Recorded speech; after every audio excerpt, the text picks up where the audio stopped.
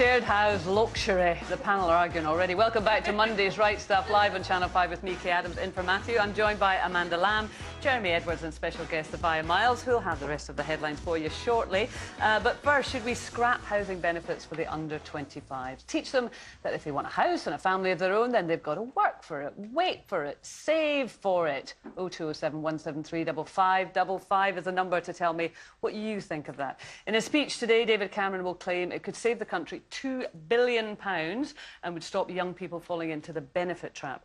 He says the system currently sends the signal that you're better off not working or working less. The proposal follows similar moves in Germany and Holland. But shouldn't benefits be determined by need and not age?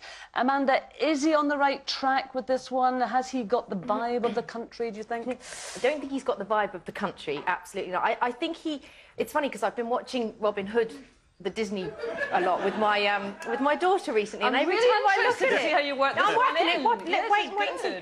He reminds me so much of Prince John, but we don't have a Robin Hood. He does what I think the Tories have done since time immemorial, which is attack our society's vulnerable and needy and ignore the rich. I'd much rather see him.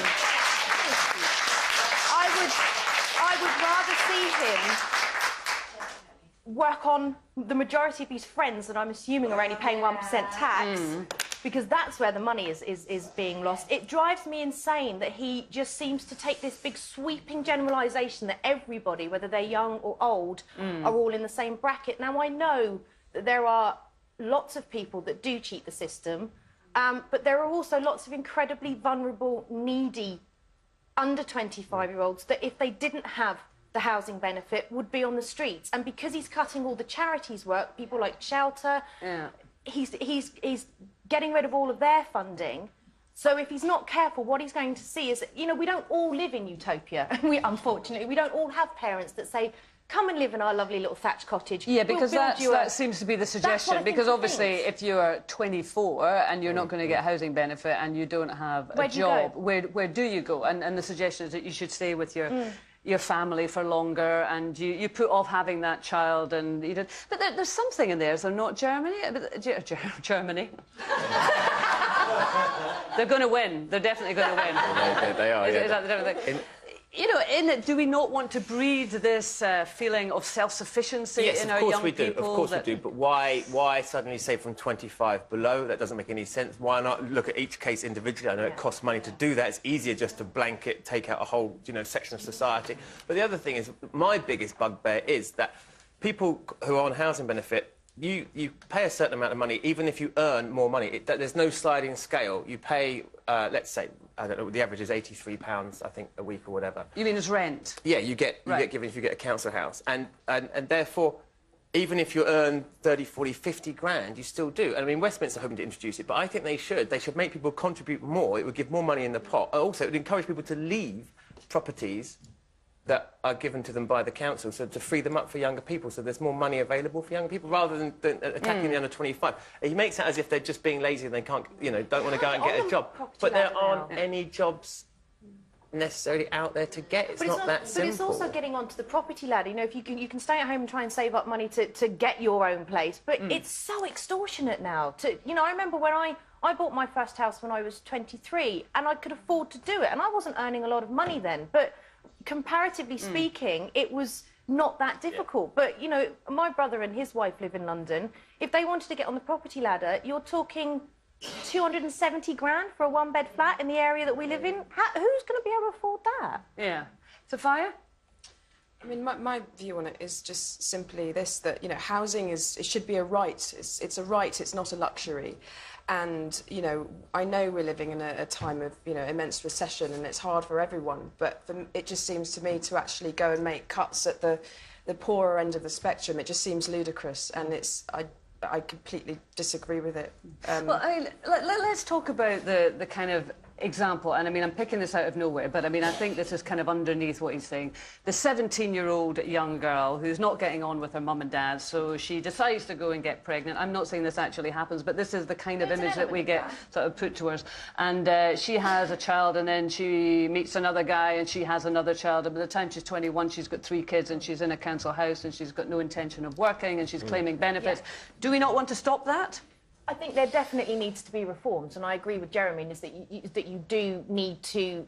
the housing benefit situation and system at the moment clearly doesn't work in this country, and there needs to be a radical overhaul of it. But by doing what I think he's planning on doing, which is just going in and attacking the most vulnerable people in our society, something needs to be done. But I don't think it needs to be that. I just have this image of him with one of those giant brushes just sweeping all the poor and the needy into the Thames or wherever, and just go on, get on with it. I'm not worried. I don't think he's in touch with what this country is going through at the moment. Also, it's kind of naive to think that everybody's just trying to get one over on the government. Everyone's trying to take something for free. There are people who genuinely need help, and perhaps, do you think that's a suggestion here? Yes, of course. I think that he just looks at everybody as being lazy, and he doesn't seem to realise that he's created a country with very, very few opportunities for people. Yeah. And it's harder now for younger people than it's ever been. And if these people don't get a bit of help to get set up right, have a bit of faith, and a bit of kind. Not everybody's bad, and people maybe genuinely do need help to get started. And if you give them the help at the beginning, then they can look after themselves in time. But yeah, I mean, there's certainly a lot of stick here. There doesn't seem to be a lot of carrot, does there? No. In terms of trying to encourage young people. If you're going to tackle people that have children, young couples, and I'm not talking the 17-year-olds that get pregnant for a council house, but I'm talking about the young couples that get married at 17, 18, because some people still do, and have a baby by the time they're 23, 24. You've got to make it easier for women to go back to work. Childcare is extortionate in this country. I know we talk about it a lot, but it is extortionate. So again, where is the carrot and the stick? There needs to be some kind of balance. Make it easier, like they do in the Netherlands. Make it much easier for women to be able to go back to work if they know that their children are going to be looked after. I mean, there's no doubt they want to strip a lot out of the benefit system, and I think he's going to speak about more than just cutting housing benefits under 25 today, and his suggestions that there's going to be some kind of cap on benefits if you have more than 3 children, and that after 2 years you might have your benefits stopped if you haven't found a job. So it's not just this area.